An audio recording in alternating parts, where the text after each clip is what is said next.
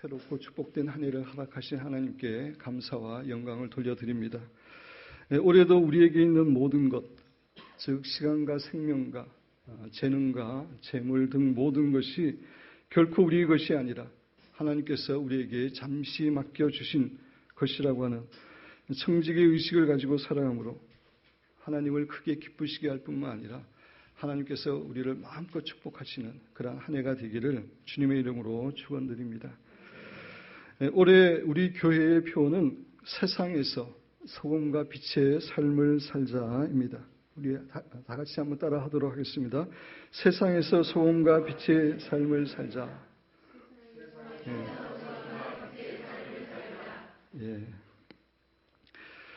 예수님께서는 오늘 우리가 함께 읽은 본문 말씀 마태복음 5장 13절에서 16절까지의 말씀에서 우리 신자들은 세상의 소금과 빛이라고 선언하셨습니다. 그래서 오늘은 우리 신자가 세상의 소금과 빛이라는 것이 어떠한 의미를 가지는지, 또 우리가 2017년도 한 해 세상에서 구체적으로 어떻게 소금과 빛으로 살아갈 수 있는지에 대해서 함께 살펴보면서 하나님께서 우리 각자에게 주시는 은혜와 교훈을 받기를 원합니다.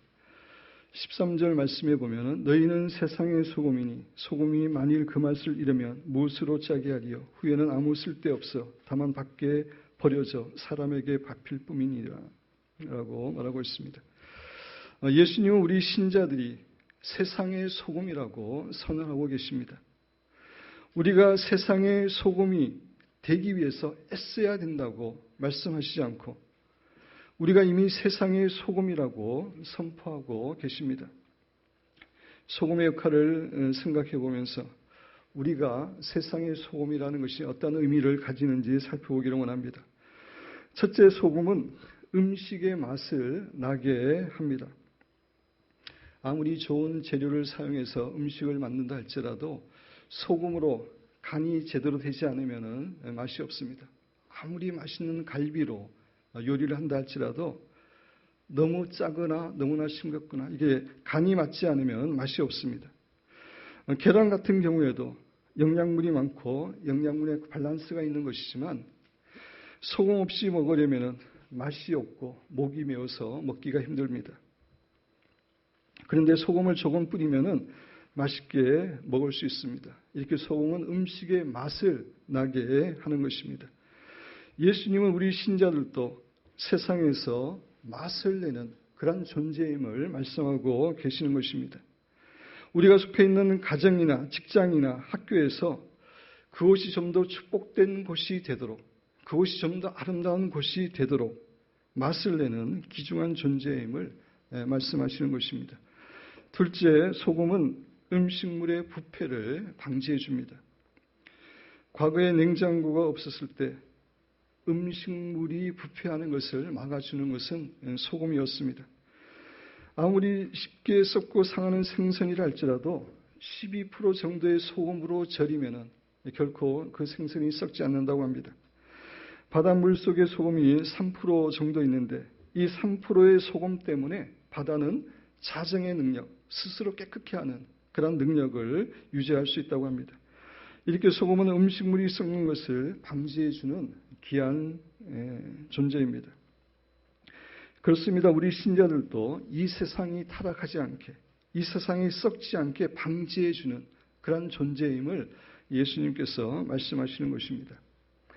셋째, 소금은 생명과 건강을 유지하게 해주는 참으로 소중한 물질입니다. 우리는 종종 링거를 맞는데 링거는 0.9% 소금물입니다.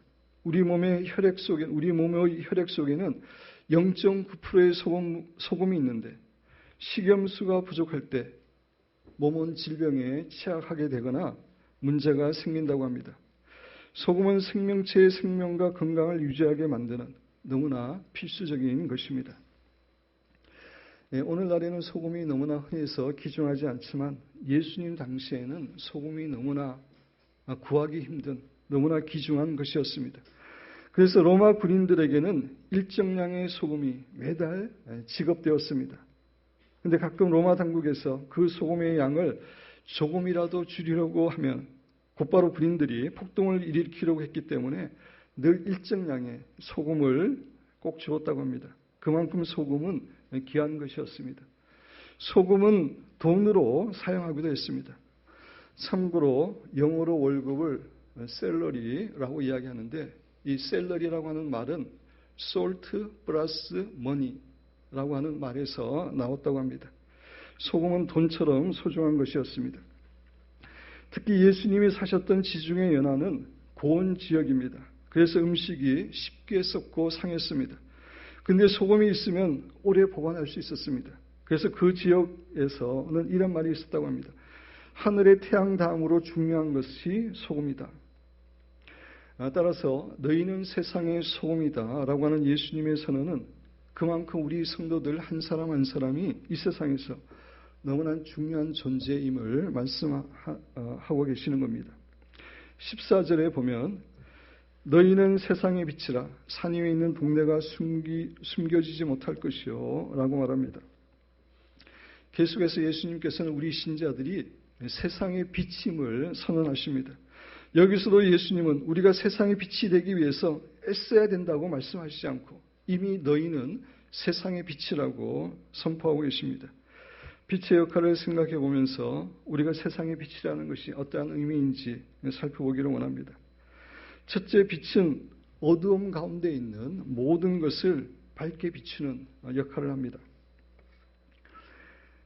제가 미국에서 유학하면서 한 교회에서 사역할 때 아주 한밤에 교회 식당에 들어갈 일이 있었습니다.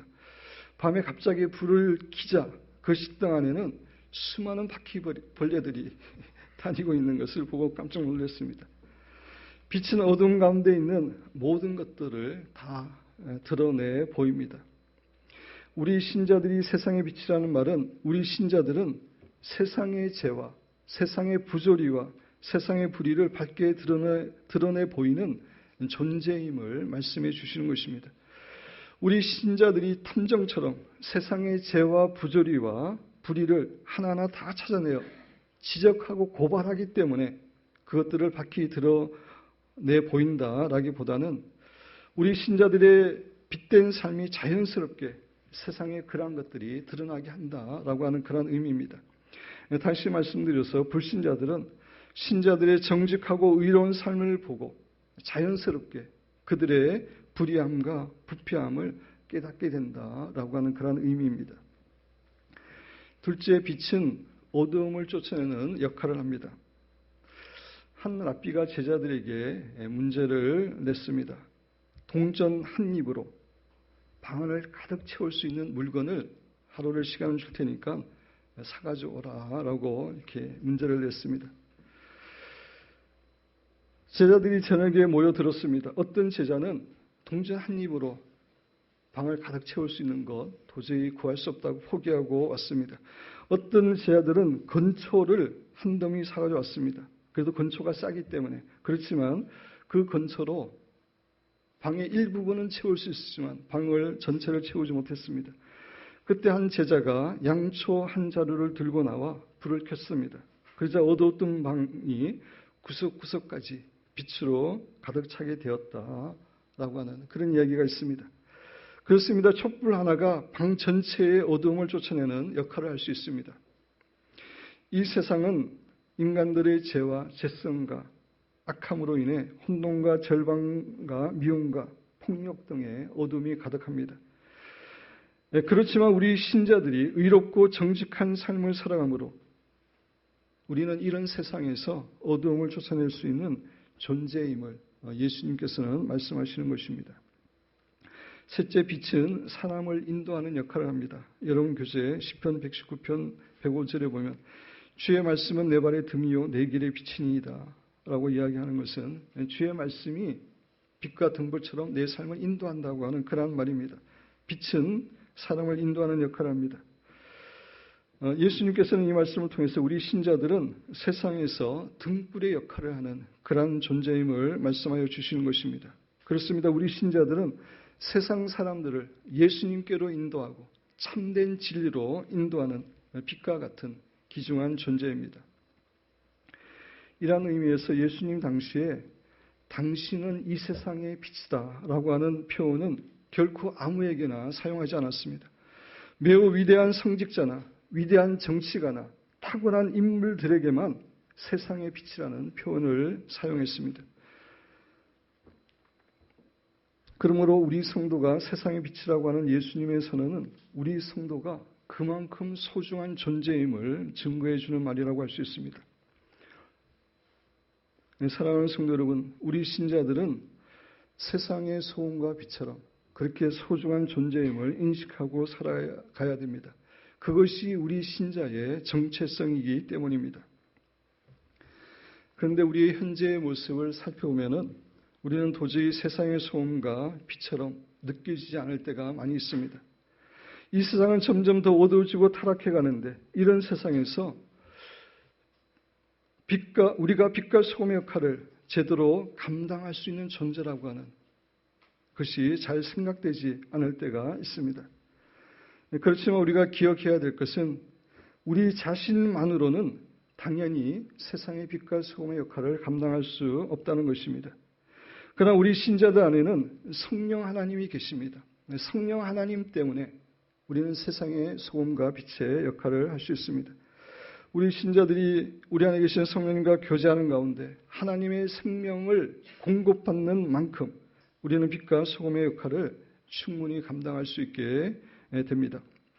예수님도 이 땅에서 예수님처럼 살 수 있었던 그 비결은 예수님 안에 계셨던 성령님과 교제하고 성령님께서 주시는 하나님의 생명을 공급받았기 때문입니다. 여러분 교재에 보면은 요한복음 15장 5절에 나는 포도나무요 너희는 가지라 그가 내 안에 내가 그 안에 거하면 사람이 열매를 많이 맺나니 나를 떠나서는 너희가 아무것도 할 수 없습니다. 예수님께서 하신 말씀입니다. 예수님은 포도나무고 우리 신자는 가지인데 가지가 포도나무에 붙어 있을 때만 열매를 맺을 수 있고 붙어 있지 않을 때는 결코 아무것도 하지 못하고 열매를 맺을 수 없다고 말씀하십니다. 가지가 포도나무에 붙어 있다는 것은 예수님과 친밀한 교제를 하는 것을 의미합니다. 삼위일체 하나님이기 때문에 예수님과 교제하는 것은 우리 안에 계시는 성령 하나님과 교제하는 것과 마찬가지입니다. 우리가 성령 하나님과 친밀하게 교제할 때 하나님의 생명이 우리 안에 들어오게 되어서 우리는 이 세상에 소금과 빛의 역할을 감당할 수 있게 되는 것입니다. 사랑하는 성도 여러분, 우리는 세상의 소금이고 세상의 빛입니다. 이것이 우리의 정체성이고 이것이 우리의 신분입니다. 본래 우리 자신이 위대하고 소중해서 세상의 소금과 빛인 것이 아니라 우리 안에 성령님께서 계시기 때문에 우리는 세상의 소금과 빛의 역할을 감당할 수 있는 것입니다. 그런데 여기서 우리가 주목해야 할 것은 예수님께서 우리 신자가 교회의 소금이 아니라 세상의 소금이라고 말씀하신 점입니다. 그렇습니다. 거듭난 성도들의 활동 무대는 교회가 아니라 세상입니다. 성도들은 교회에서 말씀으로 은혜를 받고 양육 프로그램을 통해서 훈련받고 그리고 기도를 통해서 영적으로 무장한 후에 세상에 나아가야 됩니다.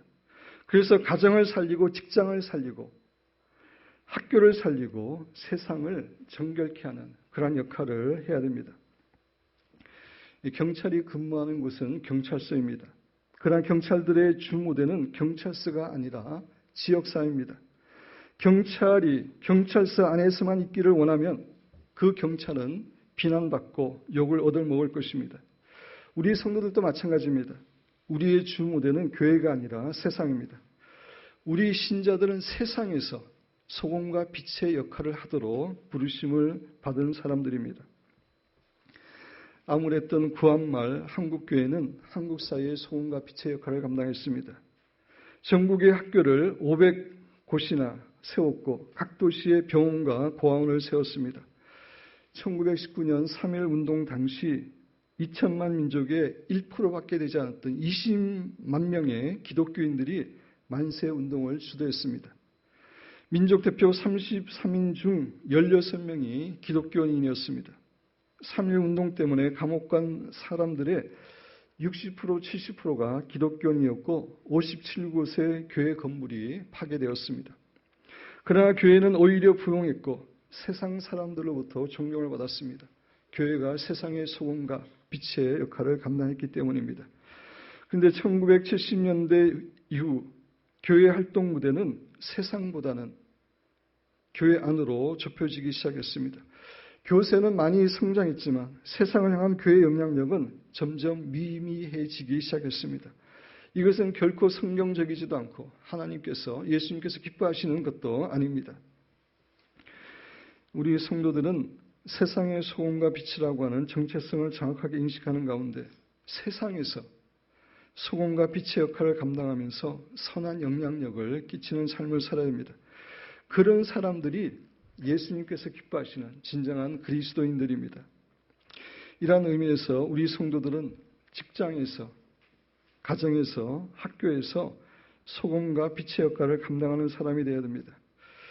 오늘 남은 시간은 우리 신자들이 특별히 직장에서 소금과 빛의 역할을 감당하는 것이 얼마나 중요한지, 또 그것을 어떻게 감당할 수 있는지에 대해서 살펴보기를 원합니다. 직장은 우리들에게 너무나 귀한 곳입니다. 어떤 사람이 40년간 매주 40시간을 일한다면, 매주 40시간 일한다는 것은 하루에 8시간씩 주 5일을 근무할 때 40시간 일하게 되는데 평생 8만 시간 이상을 직장에서 보내는 셈입니다.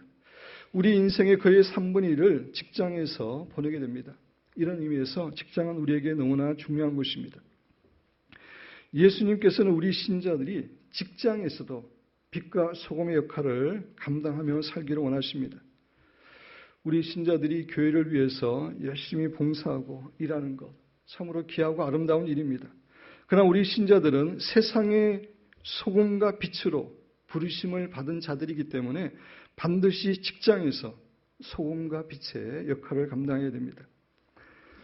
그런데 여기서 우리가 먼저 꼭 알아야 될 중요한 사실이 있는데, 일이라고 하는 것, 직업이라고 하는 것은 결코 죄의 결과도 아니고 하나님의 저주로 인해 온 것도 아니라는 사실입니다. 일이라고 하는 것은 본래부터 하나님께서 우리 인간을 축복하기 위해서 허락하여 주신 것입니다. 하나님께서 아담과 하와를 창조하신 그 순간부터 그들에게 일을 주셨습니다. 그들에게 에덴 동산을 경작하며 지키게 하는 그런 일을 하게 하셨고 전 세계를 관리하는 일을 맡기셨습니다.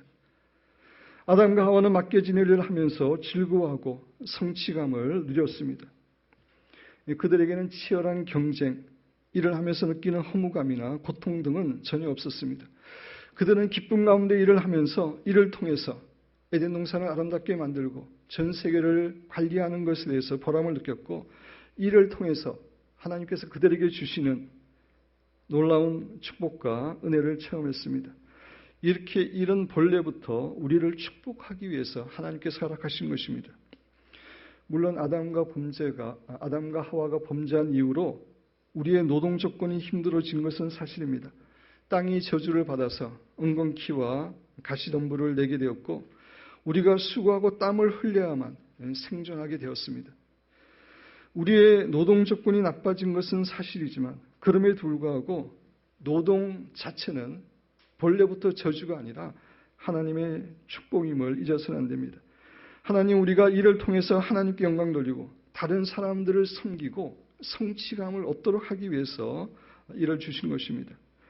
이러한 의미에서 일, 즉 직업은 하나님의 축복이고 하나님과 이웃을 섬길 수 있는 통로입니다. 그런데 많은 신자들이 일, 즉 직업에 대한 성경적인 교훈을 잘 모르고 있기 때문에 우리는 직업에 대해 두 가지 잘못된 자세를 가질 수 있습니다. 첫째, 우리는 자신의 직업을 우상으로 섬길 수 있습니다. 많은 사람들이 자신의 일에 온통 마음을 빼앗겨 자신의 모든 열정과 에너지와 사랑을 쏟습니다. 그리고 이를 통해서 궁극적인 삶의 목적과 삶의 의미를 발견하려고 그 일에 헌신을 합니다. 이런 태도는 직업을 우상으로 섬기는 것입니다. 직장의 일이 하나님보다 더 우선되고 예배나 기도보다 더 우선시 된다면 그것은 우상 숭배입니다. 우리 신자는 오직 하나님께만 최우선적인 예배를 드려야 하고 오직 하나님만이 우리의 궁극적인 삶의 목적과 의미가 되어야 됩니다. 결코 직업이 우리의 삶의 궁극적인 목적이나 의미가 될 수 없고 직업이 직업에 우리의 모든 열정과 모든 에너지를 쏟아서는 안 됩니다. 이를 우상화하는 것은 단순히 나쁜 생각 정도가 아니라 영적으로 우리에게 치명적인 독이 되는 것입니다. 그것은 우리로 하여금 하나님 제일주의에서 벗어나게 하고 하나님 위치에 이를 두게 해서 하나님 대신에 이를 섬기게 하는 것이기 때문입니다. 둘째로 우리 신자가 직업에 대해 가질 수 있는 잘못된 자세는 자신이 하는 일에 충실하지 못하고 게으르게 하는 것입니다. 우리가 이를 통해 하나님께 영광 돌리고 다른 사람에게 축복할 수 있을 뿐만 아니라 그 일을 통해서 성취감을 얻도록 하기 위해서 하나님이 이를 계획하셨다고 하는 이 사실을 잘 모를 때 우리는 이를 단지 돈을 버는 수단이나 노후의 열가를 즐기기 위해서 할 수 없이 해야만 하는 필요악과 같은 그런 것으로 생각할 수 있습니다. 이렇게 생각할 때 우리는 직장에서 하는 일에 최선을 다하지 못하고 게으를 수 있습니다. 그러나 이런 궁극적으로 하나님께서 우리에게 맡기신 것이고 이를 통해 하나님을 섬기고 이웃을 사랑하도록 하나님께서 허락하신 것입니다. 그래서 우리 신자들에게 직업은 콜링이고 하나님께서 주신 사명입니다. 목회자에게 목회가 콜링이고 하나님의 사명인 것처럼 평신도에게 직업은 일은 하나님의 콜링이고 하나님의 주신 사명입니다. 따라서 우리는 자신의 일에 결코 게을러서는 안 되고 직장에서 최선을 다해야 됩니다. 고객과 상사와 고용주와 만나는 것이 그들에게 하나님의 사랑과 하나님의 선하심을 보여줄 수 있는 기회라는 의식을 가지고 직장에서 일을 해야 됩니다. 상사에게 올리는 보고서가 왕이신 예수님을 섬기는 기회가 된다고 하는 그런 자세로 최선을 다해야 됩니다. 성도 여러분, 우리가 그동안 직장에서의 일을 우상으로 섬겨왔다든지 아니면 직장 일을 하는데 성실하지 못했다면 우리는 하나님께서 본래 일을 통해 우리에게 주시고자 했던 모든 축복들을 다 누리지 못한 것이 됩니다. 그렇게 직장 생활할 때 우리는 결코 직장에서 소금과 빛의 역할을 감당할 수 없게 됩니다. 그렇다면 우리가 직장에서 어떤 자세로 일을 해야지 하나님께서 기뻐하시는 일을 할 수 있고 그 결과 직장에서 소금과 빛의 역할을 감당할 수 있는지 살펴보기를 원합니다. 첫째로 우리는 우리의 일이 주님께서 맡겨주신 일이고 따라서 하나님의 영광을 위해서 일을 한다는 생각으로 직장에서 일을 해야 됩니다. 여러분 교재에 에베소서 6장 5절 7절 제가 읽으면서 설명드립니다. 종들아 사도 바울이 종에게 이야기한 것입니다. 그 당시에 종이 있었습니다. 노예들이 있었습니다. 두려워 말고 떨며 성실한 마음으로 육체의 상전에게 주인에게 순종하기를 그리스도께 하듯 하라. 노예에게 말하는 것입니다. 상전에게 순종하는데 그리스도께 순종하듯 하라. 기쁜 마음으로 섬기기를 주께 하듯 하고 사람들에게 하듯 하지 말라. 사도 바울이 노예에게 주인에게 순종하라고 정말 주님을 섬기듯이 그렇게 하라고 말하고 있지만 이것은 우리 모든 신자의 일에 해당되는 일반적인 법칙입니다. 우리는 예수님께 하듯이 직장에서 일을 최선을 다해야 됩니다. 골로새서 3장 20에서 24절도 같은 내용을 이야기하고 있습니다. 종들아 모든 일에 육신의 상전들에게 순종하되 사람을 기쁘게 하는 자와 같이 눈가림만 하지 말고 오직 주를 두려워하여 성실한 마음으로 하라. 주님을 두려워하는 마음으로 일을 하라는 겁니다. 무슨 일을 하든지 마음을 다하여 주께 하듯 하고 사람에게 하듯 하지 말라. 이런 기업의 상을 그렇게 직장의 일을 최선을 다해서 할 때에 영원한 천국에서 기업의 상급을 받게 된다는 것입니다. 기업의 상을 주께 받을 줄 아나니 너희는 주 그리스도를 섬기느니라. 첫째로 우리는 우리의 일이 주님께서 맡겨주신 일이고 하나님의 영광을 위해서 정말 주님을 섬기듯이 그 일을 해야 됨을 이야기해주고 있습니다. 둘째로 직장에서 우리의 궁극적인 목적은 하나님을 사랑하고 이웃을 사랑하는 것임을 기억하고 일을 해야 됩니다. 마태복음 22장 37절에서 40절 우리 한 목소리 읽겠습니다. 예수께서 이르시되 내 마음을 다하고 목숨을 다하고 뜻을 다하여 주 너의 하나님을 사랑하시니 이것이 크고 그와 같으니 네 이웃을 내 자신같이 사랑하라 하셨으니 이 두 계명이 온 율법과 선지자의 강령입니다. 구약에 수많은 계명들과 율법들이 있지만 그것들을 두 가지로 요약하면은 마음과 목숨과 생명을 다하여 하나님을 사랑하고 내 이웃을 내 몸처럼 사랑하는 것입니다. 이것은 구약의 가장 중요한 교훈이면서 신약의 우리들에게도 가장 중요한 교훈입니다. 우리에게 가장 중요한 것은 하나님을 사랑하는 것이고 이웃을 사랑하는 것입니다. 따라서 직장에서 일하는 것이 단지 돈을 많이 벌어서 평안하게 먹고 사는 것이 목적이 되어서는 안 됩니다. 진정으로 하나님을 섬기고 이웃을 사랑하기 위해 우리는 일을 해야 됩니다. 우리가 일한 목적으로 하나님의 일을 감당할 때 하나님께서 우리의 먹고 입는 것 이런 것들은 책임져 주십니다. 여러분 교재에 보면 마태복음 6장 33절 그런즉 너희는 먼저 그의 나라와 그의 일을 구하라. 그리하면 이 모든 것을 더하시리라. 진정으로 직장 생활에서 정말 하나님을 사랑하고 이웃을 사랑하는 마음으로 일을 할 때 하나님이 그 사람의 삶을 직장에서의 모든 삶을 책임져 줍니다. 다니엘이 그랬고 김하종 장로님이 그랬고 송길천 장로님이 그랬습니다. 셋째로 우리는 직장에서 우리의 삶을 통해 복음을 증거하기 위해 애써야 됩니다. 사도 바울은 디모데후서 4장 2절에서 우리는 때를 얻든지 못 얻든지 복음을 전해야 된다라고 말합니다. 따라서 우리는 당연히 직장에서도 복음을 전하는 사람으로 살아야 됩니다. 그런데 직장에서는 말로 전도하기 전에 우리의 삶을 통해서 전도해야 됩니다. 가정도 마찬가지죠. 가정도 말로 전도할 수 없습니다. 삶을 통해서만 전도할 수 있는 것처럼 직장에서도 삶을 통해서 전도해야 됩니다. 우리의 정직과 선한 행실과 언행이 다른 사람들에게 도전이 될 때 그 자체가 전도가 되고 그 자체가 영향력을 끼치는 것입니다. 다니엘은 자신의 일에 최선을 다해 정직하고 충성스럽게 감당했기 때문에 결국 왕들까지 다니엘을 인정할 뿐만 아니라 다니엘이 섬기는 하나님을 인정하고 하나님을 찬양하는 그런 일들이 있었음을 우리는 성경을 통해서 알고 있습니다. 우리가 직장에서 정직하고 신실하고 충성스럽게 의를 지키는 그런 삶을 살아갈 때 그 삶이 사람들에게 영향을 주고 그 삶이 바로 전도가 되는 것입니다. 그래서 오늘 마태복음 5장 16절에 보면 이같이 너희 빛이 사람 앞에 비치게 하여 그들로 너희 착한 행실을 보고 하늘에 계신 너희 아버지께 영광을 돌리게 하라라고 이야기했습니다.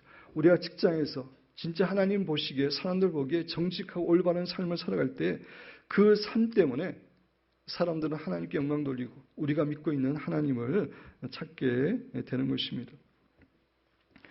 사랑하는 성도 여러분, 우리가 직장 생활하는 중요한 목적 가운데 하나는 그곳에 있는 하나님을 알지 못하는 사람들에게 하나님의 사랑과 은혜를 증거하는 것입니다. 여러분들은 여러분이 신자임을 따뜻하게 밝히는 가운데 여러분의 선하고 아름다운 삶을 통해서 전도하는 축복된 성도들이 되시기를 주님의 이름으로 축원드립니다. 넷째로 직장 일을 통해서도 하나님을 경험해 가며 또 우리가 영적으로 성장하는 것을 늘 염두에 두고 일해야 됩니다. 우리의 인격이 예수님을 닮아가는 것, 우리가 영적으로 성장하는 것, 이것이 우리 신앙생활의 가장 중요한 목적입니다. 따라서 우리가 교회에서만 영적으로 성장하는 것을 추구할 뿐만 아니라 직장에서도 우리가 영적으로 성장하기 위해서 우리 인격이 주님을 닮아가기 위해서 노력해야 됩니다. 직장의 모든 일을 통해서 하나님을 경험하고 그 일들 가운데서 겸손하고 섬기는 자세, 인내하고 참는 자세, 예수 그리스도의 성품들 이런 것들을 성장시켜 나가야 됩니다. 그것이 직장 생활을 하는 중요한 목적 가운데 하나이기 때문입니다.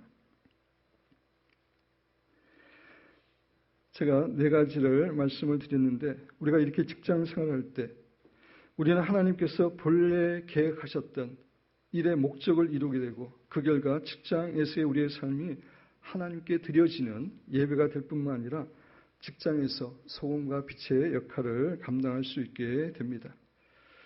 물론 이곳에 주부들도 있고 학생들도 있습니다. 주부들은 가정에서, 학생들은 학교에서 소금과 빛의 역할을 해야 됩니다. 직장인들이 직장에서 하는 그러한 삶을 살듯이 그렇게 주부와 가정들이 그러한 삶을 살아갈 때 가정과 학교에서 소금과 빛의 역할을 감당할 수 있습니다. 사랑하는 성도 여러분, 하나님께서는 2017년 한 해 우리가 세상에서 소금과 빛의 역할을 감당하는 성도들이 되기를 원하십니다. 우리는 교회에서만 신자로 살아서는 안 되고 가정과 직장과 학교에서 빛과 소금의 역할을 감당하며 선한 영향력을 끼치는 삶을 살아야 됩니다. 이것이 예수님께서 말씀하시는 우리 신자의 정체성입니다. 사랑하는 여러분과 저는 조금 전에 말씀드린 그러한 삶을 직장 가운데 구체적으로 살아감으로 직장에서의 삶이 하나님께 드려지는 예배가 되고 또 여러분과 저도 하나님께서 우리들에게 주시고자 하는 모든 축복과 은혜를 풍성하게 누리시는 아름다운 한 해가 되시기를 주님의 이름으로 축원드립니다.